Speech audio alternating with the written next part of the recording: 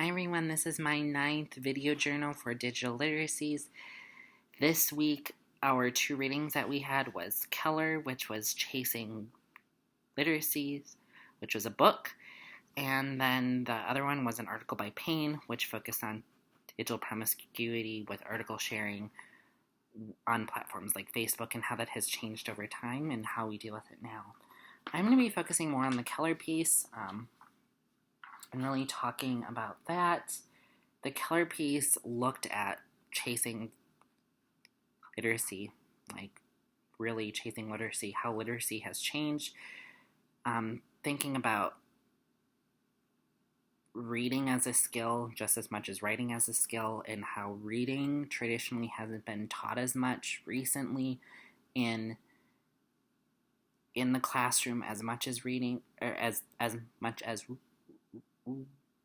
writing. Writing is thought of as a skill that we need to be taught, but reading is just something that we're supposed to learn on our own. And Keller really gets into talking about how those interact with each other, how they clash with one another, and how the differentiating literacies in reading and in writing also clash within themselves as well. And then getting into the different types of reading. So saying how, yes, we need to try to integrate reading also into the teaching.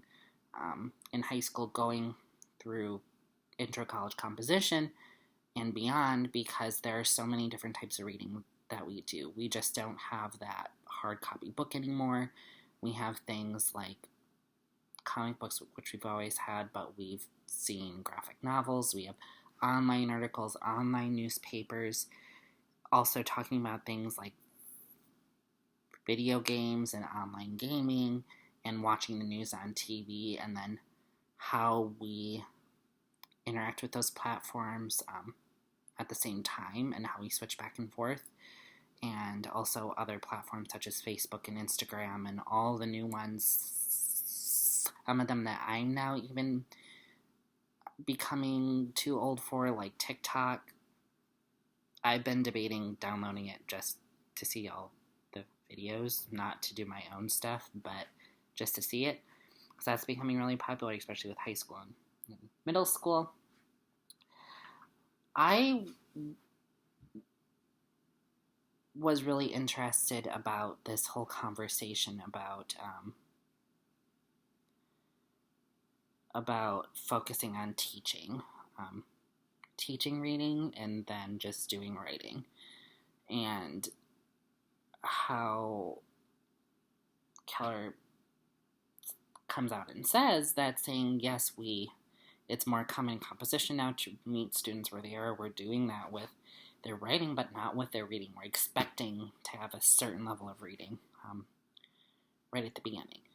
And for me, I've always loved reading, and many of the examples that are in the Keller piece resonated with me because of my stutter.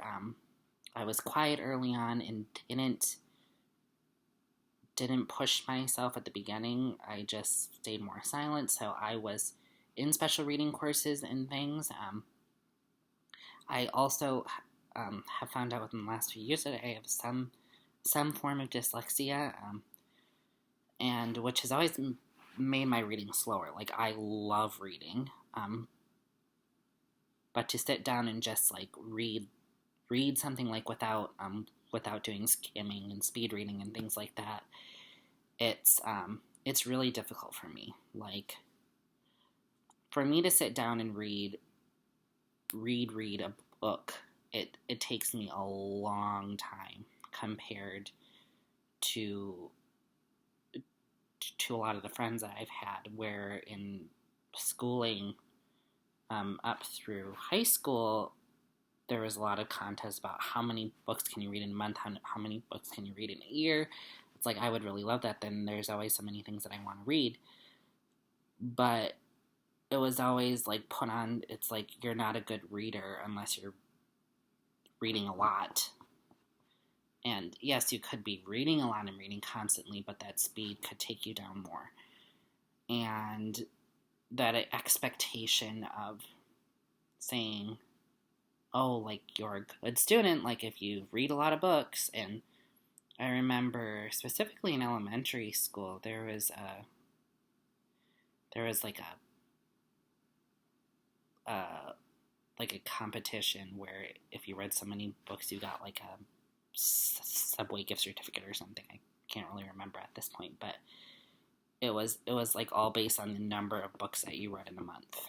And I loved reading, but I could never get to that point because I was a slow reader, which has made me more over the years. I feel like it makes me pick up on detail in my fun reading. Of course, with my academic reading, once I got into college, I really had to learn a lot of those skills. A lot of those skills that college professors, like, really press, like skimming and speed reading and different things.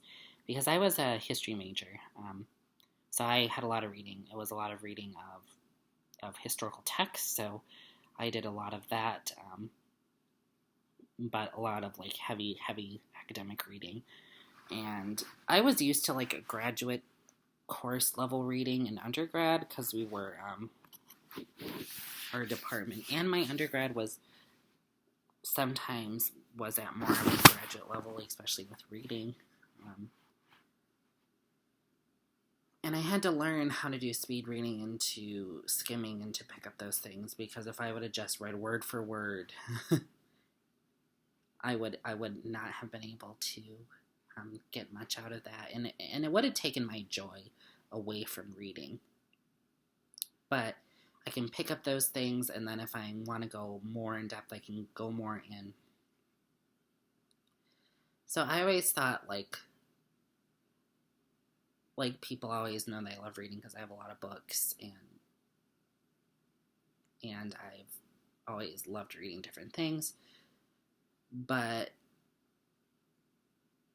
it's always been like, oh, how many books have you read lately? And it's like, oh, I'm still reading the same one, or trying to get into book clubs or different things. It's like, oh, you finished in 2 days? I'm still reading it. It's still really good, but I just don't read that fast. So that pressure to like put yourself at that same level, which Keller really gets to. And Keller focused on in the first chapter, there was, I think it was on page, I wrote the page number down. I think it was like page 20 something. That we struggle as a whole as teachers when students struggle as readers, which is true. And then there was the whole conversation coming after that push to think about teaching reading. It's putting another job on the composition instructor, which is already difficult because you're already trying to do so many things, but that meeting where your students are meeting your students where they want, or where they are, is the most important. But then in like last week's discussion, which came up with my piece, talking about like balancing the mental health of students and also balancing the mental health of instructors, and then balancing the mental health when you personally are a student and an instructor, which is super fun. And you're trying to balance both of those at the same time, and then balance against your students when you're also a student and an instructor at the same time. And how we can begin to think about teaching reading. And a lot of it is self-learned along the way, but we need to think about how to integrate that more. And Keller talked a lot about the different types of mediums, especially, which is really cool, talking about like the coffee table example where you have the graphic novels and the books and the controllers for the video games and your cell phone and newspaper and all these different types of modalities and types of like print and digital and traditional, non-traditional altogether, and how we're the multitasking back and forth between those different things. And I guess to go back to what I was originally talking about with my reading, how I always felt like somewhat down on myself because I was reading really slow.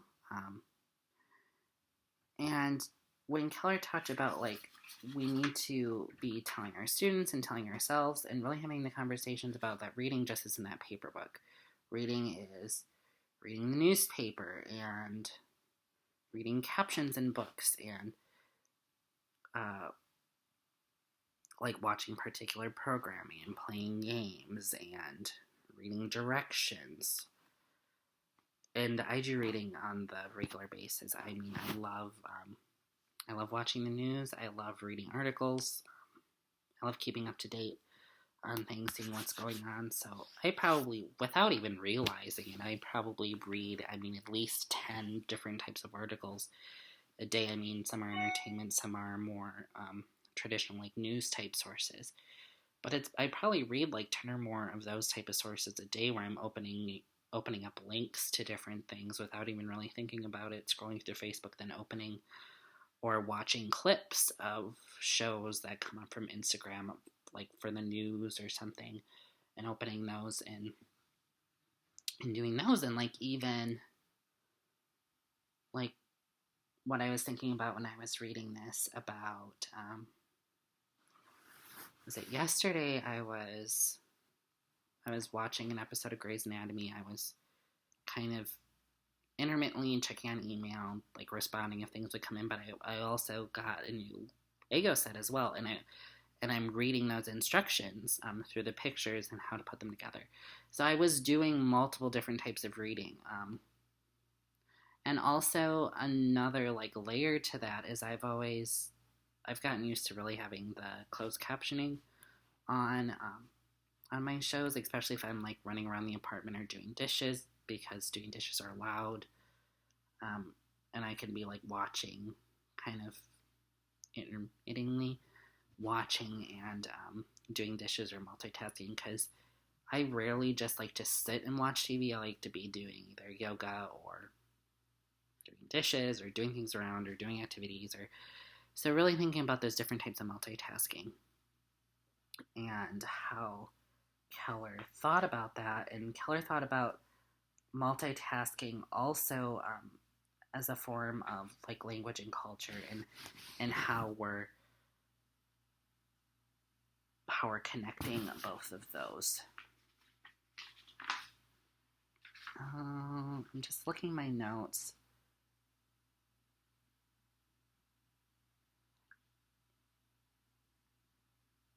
Yeah, and there is a lot of really interesting discussions about the definitions of literacy and how that almost becomes like a cultural Rorschach test, which was on page 45, and also thinking about like the school success narrative and how students are succeeding. And I remember when I came up through high school, which was, I graduated back in 2012, which seems a long time ago, we had instilled, like even in our AP English courses, and other courses, it's like the 5-paragraph essay, boom, boom, boom, boom, like that type of like formulaic structure of doing that type of writing. And then also how it's discussed in here. I mean, I remember our teachers telling us, like, don't use Wikipedia, don't use it at all, don't use it at all, it's horrible, because people can add it and edit and interact with it. And then we're trying to walk some of that back. It's like, yes, don't use that as a main source, but it's a good jumping off point to look at like the other sources, like because all of the citations and sources at the bottom are just to get basic knowledge. I mean, I love looking up random things, like different years that that the Olympics were, and then the different like international cities that competed for it each year, or looking up who was each Democratic vice presidential candidate going back to the very beginning of our country. So that's good, like just like that type of like just like deep diving into different things, and how we need to think about like Wikipedia and the editing of Wikipedia as a type of interaction of the literacies, of digital literacies, of writing, but also literacies of reading. So reading that content, but also interacting with that content as well, and seeing how those go back and forth with one another.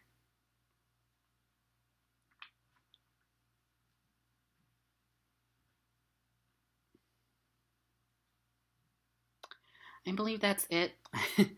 I'm